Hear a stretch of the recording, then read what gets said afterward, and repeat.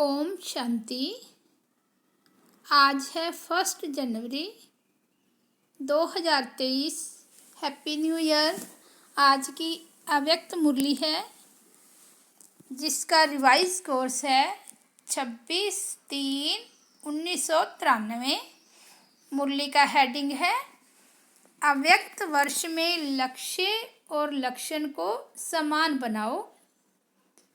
आज निराकारी और आकारी बाप दादा सर्वश्रेष्ठ ब्राह्मण आत्माओं को आकार रूप से और साकार रूप से देख रहे हैं।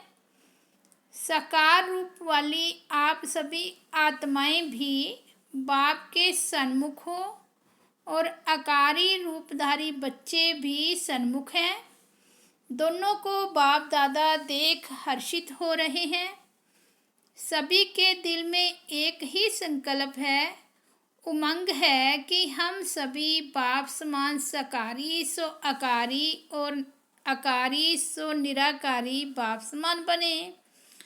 बाप दादा सभी के इस लक्ष्य और लक्षण को देख रहे हैं। क्या दिखाई दिया? मेजॉरिटी का लक्ष्य बहुत अच्छा दृढ़ है, लेकिन लक्षण कभी दृढ़ है कभी साधारण है। लक्ष्य और लक्षण में समानता आना यह निशानी है समान बनने की।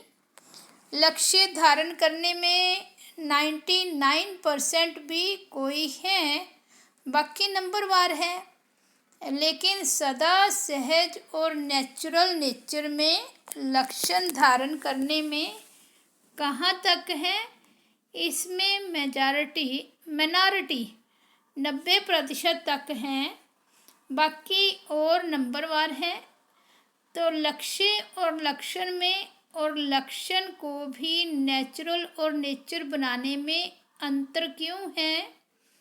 समय प्रमाण, सरकमस्टांस प्रमाण, समस्या प्रमाण कई बच्चे पुरुषार्थ द्वारा अपने लक्ष्य और लक्षण को समान भी बनाते हैं, लेकिन यह नेचुरल और नेचर हो जाए उसमें अभी और अटेंशन चाहिए।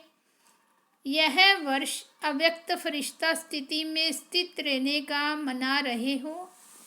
यह देख बाप दादा बच्चों के प्यार और पुरुषार्थ दोनों को देख देख खुश होते हैं। वहाँ बच्चे वहाँ का गीत भी गाते हैं।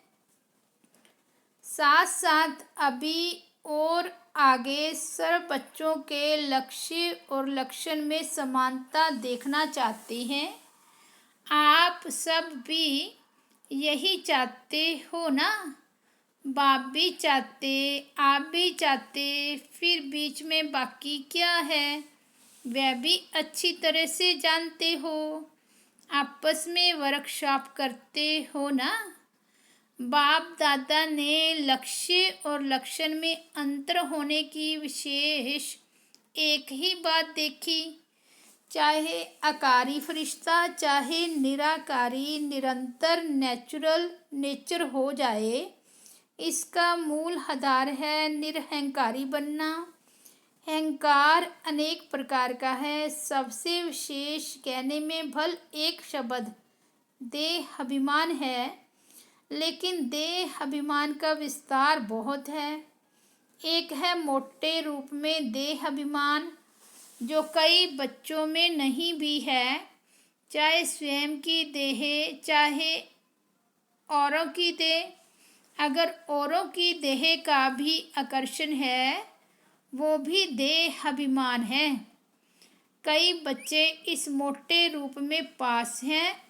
मोटे रूप से देह के अहंकार आकार में लगाव व अभिमान नहीं है, परंतु इसके साथ साथ देह के संबंध से अपने संस्कार विशेष हैं, बुद्धि विशेष है, गुण विशेष हैं, कोई कलाएं विशेष हैं, कोई शक्ति विशेष है। उसका अभिमान अर्थात अहंकार, नशा, रोब, यह सूक्ष्म देह अभिमान है। अगर इन सूक्ष्म अभिमान में से कोई भी अभिमान है तो न आकारी फरिश्ता नेचुरल निरंतर बन सकते, न निराकारी बन सकते, क्योंकि आकारी फरिश्ते में भी देह भान नहीं है, डबल लाइट है। देह अहंकार निराकारी बनने नहीं देगा। सभी ने इस वर्ष अटेंशन अच्छा रखा है, उमंग सा भी है, चाहना भी बहुत अच्छी है, चाहते भी हैं, लेकिन आगे और अटेंशन प्लीज़। चेक करो, किसी भी प्रकार का अभिमान व अहंकार नेचुरल स्वरूप से पुरुषार्थी स्वरूप तो नहीं बना देता है। कोई भी सूक्ष्म अभिमान अंश मात्र में भी रहा हुआ तो नहीं है, जो समय प्रमाण और कहाँ सेवा प्रमाण भी इमर्ज हो जाता है, क्योंकि अंश मात्र ही समय पर धोखा देने वाला है। इसलिए इस वर्ष में जो लक्ष्य रखा है, बाप दादा यही चाहते हैं कि लक्ष्य संपन्न होना ही है। चलते फिरते कोई विशेष स्थूल रूप में उस दिन उस समय कोई भूल भी नहीं करते हो, लेकिन कभी कभी यह अनुभव करते हो ना कि आज व अभी ना मालूम क्या है, जो जैसे खुशी होनी चाहिए वैसी नहीं है। ना मालूम आज अकेलापन व निराशा व व्यर्थ संकल्पों का अचानक तूफान क्यों आ रहा है।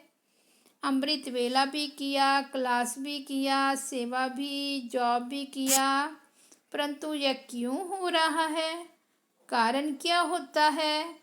मोटे रूप को तो चेक कर लेते हो और उसमें समझते हो कि कोई गलती नहीं हुई, लेकिन सूक्ष्म अभिमान के स्वरूप का अंश सूक्ष्म में प्रकट होता है, इसलिए कोई भी काम में दिल नहीं लगेगी।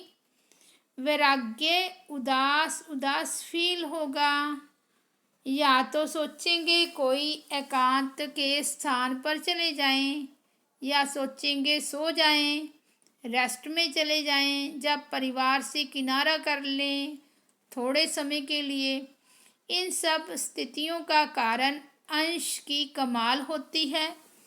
कमाल नहीं कहो, धमाल ही कहो। तो संपूर्ण निरहंकारी बनना अर्थात आकारी निराकारी सहज बनना।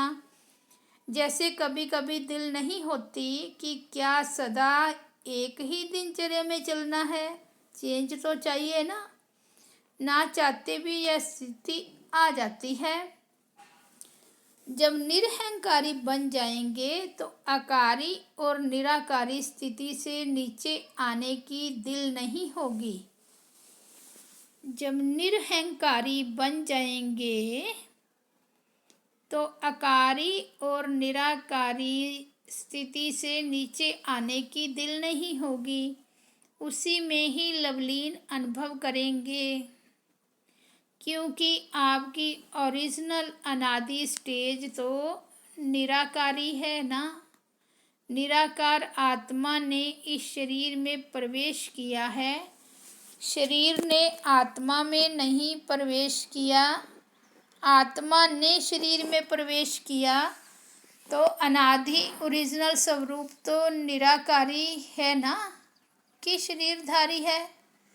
शरीर का आकार लिया, लेकिन लिया किसने? आप आत्मा ने। निराकार ने साकार शरीर का आधार लिया, तो ओरिजिनल क्या हुआ? आत्मा या शरीर? आत्मा। यह पक्का है तो ओरिजिनल स्थिति में स्थित होना सहज, या आधार लेने वाली स्थिति में सहज। अहंकार आने का दरवाज़ा एक शब्द है, वो कौन सा? मैं। तो यह अभ्यास करो, जब भी मैं शब्द आता है तो ओरिजिनल स्वरूप सामने लाओ। मैं कौन? मैं आत्मा या फलाना फलानी।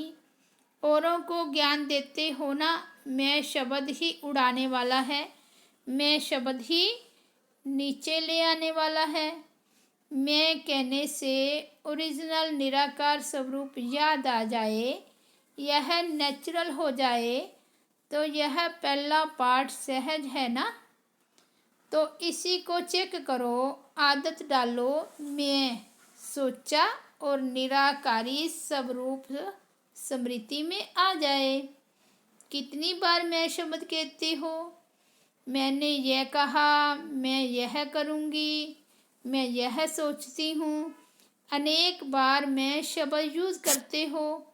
तो सहज विधि यह है निराकारी व आकारी बनने की। जब भी मैं शब्द यूज़ करो, फौरन अपना निराकारी ओरिजिनल स्वरूप सामने आए। यह मुश्किल है व सहज है। फिर तो लक्ष्य और लक्षण समान हुआ ही पड़ा है। सिर्फ यह युक्ति निरहंकारी बनाने का सहज साधन अपना करके देखो, यह देह भान का मैंपन हो जाए।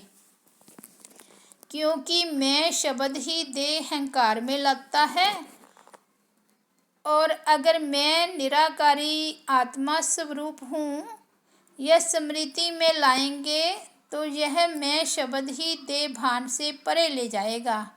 ठीक है ना। सारे दिन में 25-30 बार तो ज़रूर कहते होंगे, बोलते नहीं हो लेकिन सोचते तो होंगे, मैं यह करूँगी, मुझे यह करना है। प्लान भी बनाते हो तो सोचते हो ना। तो इतने बार का अभ्यास आत्मा स्वरूप की स्मृति क्या बना देगी? निराकारी। निराकारी बन आकारी फरिश्ता बन कार्य किया, और फिर निराकारी कर्म संबंध के स्वरूप से संबंध में आओ। संबंध को बंधन में नहीं लाओ। देह अभिमान में आना अर्थात कर्म बंधन में आना, देह संबंध में आना अर्थात कर्म संबंध में आना, दोनों में अंतर है। देह का आधार लेना और देह के वश होना, दोनों में अंतर है। फरिश्ता व निराकारी आत्मा देह का आधार लेकर देह के बंधन में नहीं आएगी, संबंध रखेगी लेकिन बंधन में नहीं आएगी। तो बाप दादा फिर इसी वर्ष में रिजल्ट देखेंगे कि निरहंकारी आकारी फरिश्ते और निराकारी स्थिति में लक्ष्य और लक्षण कितने समान हुए। महानता की निशानी है निर्माणता। जितना निर्माण उतना सबके दिल में महान स्वतः ही बनेंगे। बिना निर्माणता के सर्व के मास्टर सुखदाता बन नहीं सकते। निर्माणता निरहंकारी सहज बनाती है। निर्माणता का बीज महानता का फल स्वतः ही प्राप्त कराता है। निर्माणता सबके दिल में दुआएं प्राप्त कराने का सहज साधन है। निर्माणता सबके मन में निर्माण आत्मा के प्रति सहज प्यार का स्थान बना देती है। निर्माणता महिमा योग्य स्वतः ही बनाती है। तो निरहंकारी बनने की विशेष निशानी है निर्माणता। वृत्ति में भी निर्माणता, दृष्टि में भी निर्माणता, वाणी में भी निर्माणता, संबंध संपर्क में भी निर्माणता। ऐसे नहीं कि मेरी वृत्ति में नहीं था लेकिन बोल निकल गया। नहीं, जो वृत्ति होगी वो दृष्टि होगी, जो दृष्टि होगी वो वाणी होगी, जो वाणी होगी वही संबंध संपर्क में आएगा। चारों में ही चाहिए। 3 में है, 1 में नहीं है तो भी अहंकार आने की मार्जिन है। इसको कहा जाता है फरिश्ता। तो समझा बाप दादा क्या चाहते हैं और आप क्या चाहते हो। चाहना दोनों की एक है, अभी करना भी एक करो। अच्छा, आगे सेवा के नए नए प्लान क्या बनाएंगे? कुछ बनाया है, कुछ बनाएंगे। चाहे यह वर्ष चाहे आगे का वर्ष, जैसे और प्लान सोचते हो कि भाषण भी करेंगे, संबंध संपर्क भी बढ़ाएंगे, बड़े प्रोग्राम भी करेंगे, छोटे प्रोग्राम भी करेंगे, यह तो सोचते ही हो। लेकिन वर्तमान समय के गति प्रमाण अभी सेवा की भी फास्ट गति चाहिए। वो कैसे होगी? वाणी द्वारा, संबंध संपर्क द्वारा तो सेवा कर ही रहे हो, मनसा सेवा भी करते हो, लेकिन अभी चाहिए थोड़े समय में सेवा की सफलता ज़्यादा हो। सफलता अर्थात रिजल्ट। उसकी विधि है कि वाणी के साथ साथ पहले अपनी स्थिति और स्थान के वाइब्रेशंस पावरफुल बनाओ। जैसे आपके जड़ चित्र क्या सेवा कर रहे हैं, वाइब्रेशंस द्वारा कितने भक्तों को प्रसन्न करते हैं। डबल विदेशियों ने मंदिर देखे हैं? आपके ही तो मंदिर है ना, कि सिर्फ भारत वालों के मंदिर हैं? आपके चित्र सेवा कर रहे हैं ना, तो वाणी द्वारा भल करो। लेकिन अभी ऐसी प्लानिंग करो, वाणी के साथ साथ वाइब्रेशन की ऐसी विधि अपनाओ जो वाणी और वाइब्रेशन डबल काम करे। वाइब्रेशन बहुत काल का होता है, वाणी से सुना हुआ कभी कभी कईयों को भूल भी जाता है, लेकिन वाइब्रेशन की छाप ज़्यादा समय चलती है। जैसे आप लोग अपने जीवन में अनुभवी हो कि कोई का उल्टा वाइब्रेशन अगर आपके मन में या बुद्धि में बैठ जाता है तो उल्टा कितना समय चलता है, वाइब्रेशन अंदर बैठ जाता है ना, और बोल तो उसी समय भूल जाएगा, लेकिन वाइब्रेशन के रूप में मन और बुद्धि में छाप लग जाती है। और कितना समय उसी वाइब्रेशन के वश उसी व्यक्ति से व्यवहार में आते हो, चाहे उल्टा हो चाहे सुलटा हो, लेकिन वाइब्रेशन मुश्किल से मिटता है। लेकिन यह रूहानी वाइब्रेशंस फैलाने के लिए पहले अपने मन में, बुद्धि में व्यर्थ वाइब्रेशन समाप्त करेंगे, तब रूहानी वाइब्रेशन फैला सकेंगे। किसी के भी प्रति अगर व्यर्थ वाइब्रेशन धारण किए हुए हैं तो रूहानी वाइब्रेशंस नहीं फैला सकते। व्यर्थ वाइब्रेशन रूहानी वाइब्रेशन के आगे एक दीवार बन जाती है। चाहे सूर्य कितना भी प्रकाशमय हो, अगर सामने दीवार आ गई, बादल आ गया, तो सूर्य के प्रकाश को प्रज्वलित होने नहीं देते। जो पक्का वाइब्रेशन है वो है दीवार, और जो हल्के वाइब्रेशन है वो है हल्के बादल या काले बादल। वह रूहानी वाइब्रेशंस को आत्माओं तक पहुंचने नहीं देंगे। जैसे सागर में कोई जाल डालकर अनेक चीज़ों को एक ही बार इकट्ठा कर देते हैं, या कहीं भी अपनी जाल फैलाकर एक समय पर अनेकों को अपना बना देते हैं, तो वाइब्रेशंस एक ही समय पर अनेक आत्माओं को आकर्षित कर सकते हैं। वाइब्रेशंस वायुमंडल बनाते हैं। तो आगे की सेवा में वृत्ति द्वारा रूहानी वाइब्रेशन के साथ साथ सेवा करो, तभी फास्ट होगी। वाइब्रेशन और वायुमंडल के साथ साथ वाणी की भी सेवा करेंगे तो एक ही समय पर अनेक आत्माओं का कल्याण कर सकते हो। बाकी प्रोग्राम्स के लिए आगे भी बनाई स्टेज का प्रयोग और ज़्यादा करो, उसको और बढ़ाओ। संपर्क वालों द्वारा यह सहयोग लेकर इस सेवा की वृद्धि को प्राप्त कर सकते हो। सहयोगियों का सहयोग किसी भी विधि से बढ़ाते चलो तो स्वतः ही सेवा में सहयोगी बनने में सहयोगी बन जाएंगे। कई ऐसी आत्माएं होती हैं जो सीधा सहयोगी नहीं बनती, जो सीधा सहज योगी नहीं बनेगी, लेकिन सहयोग लेते जाओ, सहयोगी बनाते जाओ, तो सहयोग में आगे बढ़ते बढ़ते सहयोग उन्हों को योगी बना देता है। तो सहयोगी आत्माओं को और स्टेज पर लाओ, उन्हों का सहयोग सफल करो। समझा क्या करना है? कोई एक आत्मा भी सहयोगी बनती है तो वह आत्मा प्रैक्टिकल में सहयोग लेने से, देने से, प्रत्यक्ष दुआओं से सहज आगे बढ़ती है और अनेकों की सेवा के निमित्त बनती है। साथ साथ वर्ष में मास मुकर्रर करो। कुछ मास विशेष स्वयं के पुरुषार्थ व श्रेष्ठ शक्ति धारण करने के अभ्यास के, जिसको आप तपस्या, रिट्रीट या भठियाँ कहते हो। हर एक देश के प्रमाण 2-2 मास फिक्स करो। जैसी सीज़न हो, 2 मास तपस्या के, 2 मास छोटी छोटी सेवाओं के, 2 मास बड़े रूप की सेवाओं के, ऐसे फिक्स करो।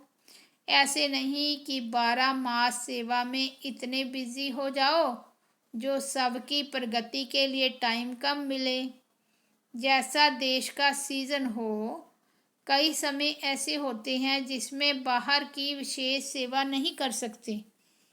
वो समय अपने प्रगति के प्रति विशेष रूप से रखो। सारा साल सेवा नहीं करो, यह भी नहीं हो सकता।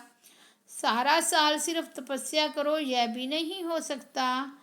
इसलिए दोनों को साथ साथ लक्ष्य में रखते हुए अपने स्थान के प्रमाण मुकर्रर करो, जिसमें सेवा और सबकी प्रगति दोनों साथ साथ चले। अच्छा, इस वर्ष की सीज़न की समाप्ति है। समाप्ति में क्या किया जाता है? समाप्ति में एक तो समारोह किया जाता है और दूसरा आध्यात्मिक बातों में स्वाहा किया जाता है। तो अभी स्वाहा क्या करेंगे? एक बात विशेष मन बुद्धि से स्वाहा करो, वाणी से नहीं। सिर्फ पढ़ लिया वह नहीं, मन बुद्धि से स्वाहा करो। फिर देखो सब और सेवा में तीव्र गति कैसे होती है। तो आज की लहर है, किसी भी आत्मा के प्रति व्यर्थ वाइब्रेशन को स्वाहा करो।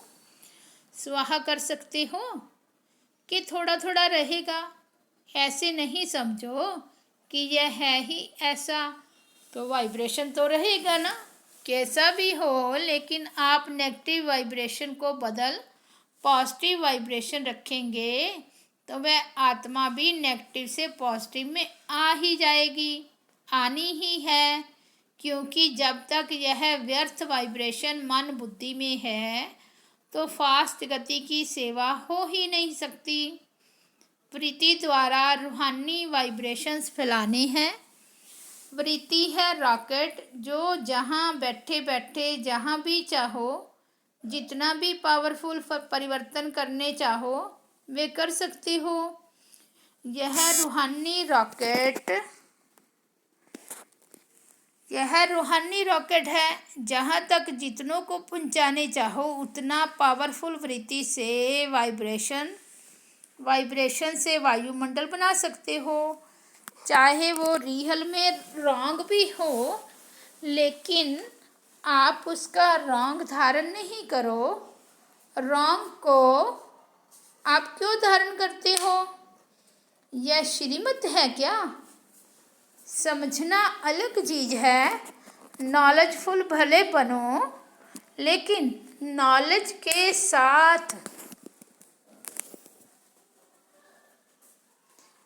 नॉलेजफुल के साथ पावरफुल बन करके उसको समाप्त कर दो। समझना अलग चीज़ है, समाना अलग चीज़ है, समाप्त करना और अलग चीज़ है।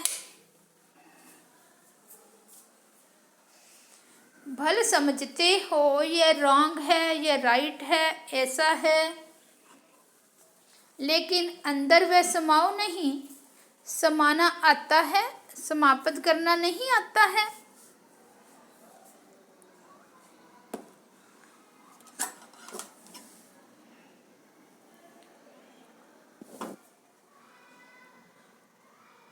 ज्ञान अर्थात समझ, लेकिन समझदार उसको कहा जाता है जिसको समझना भी आता हो और मिटाना भी आता हो।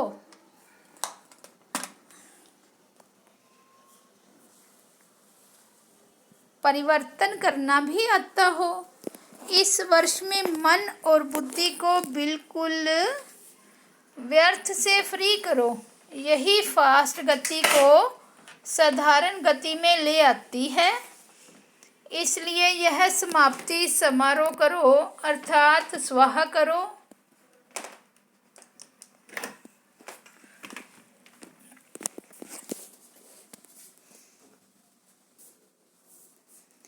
इसलिए यह समाप्ति समारोह करो अर्थात स्वाहा करो। बिल्कुल क्लीन सेवा भी है, लेकिन क्षमा करो।